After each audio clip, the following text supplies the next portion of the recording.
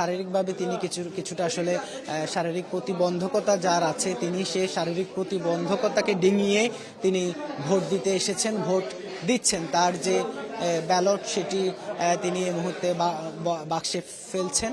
আমরা সেই মানুষটির সাথেও কথা বলবো।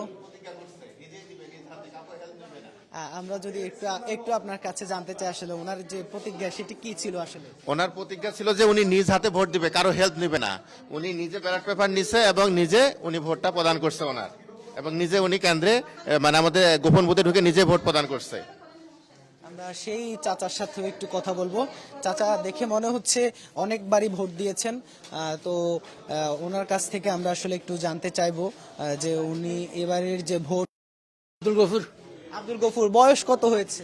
বয়স 71। জীবনে কতবার ভোট দিলেন?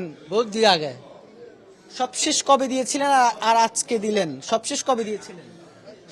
সবচেয়ে শেষ 18 18 সালে দিয়েছিলেন। আচ্ছা, এই যে ভোট দিতে এসেছেন, গত নির্বাচনগুলোর পরিবেশ আর এবারে নির্বাচন কেমন? ঠিক আছে, এখন আওয়াজ হচ্ছে ঠিক আছে, বাকি এখন ঠিক আছে ইনশাল্লাহ। বিগত দিনে ঠিক ছিল না, কি ছিল? জামলেও এখন ঠিক আছে, সিনিয়র বাবু ঠিক আছে ইনশাল্লাহ, ঠিক আছে। কি চান আসলে এলাকার জন্য, এলাকাবাসীর জন্য, দেশের জন্য? আর স্যার দেশের শান্তি হোক, খানা নইরা দেশের শান্তি বসবাস বড় করে, জিনিসপত্রের দাম মানে কেন হবে আর জিনিসপত্রের দাম মান হইল, আর এলাকাবাসীর মানুষ শান্তি থাকবে, খানা মানমানি হোক। সামনে কি প্রত্যাশা করেন? ভোট এভাবে চলবে? বাকি কেন হইল, এখন তো আলাদা ঠিকভাবে চলে। আপনারা চান কি?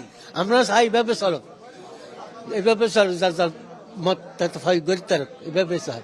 একদম শহরে আসি পরিবেশ ঠিক থাকতে হয়, চাল রাখি গাঁ ঘরে বাড়া করি ভবিষ্যৎ ফললে ঠিকঠাক যাই জামলা পাইছি। তো এখন আল্লাহ ঠিক আছে, এই পরিবেশ তার এখন চিন্তা নেই, যারা আল্লাহর হুকুম তার ক্ষমতা বিচার পাইবে, এবার ঠিক আছে ইনশাল্লাহ।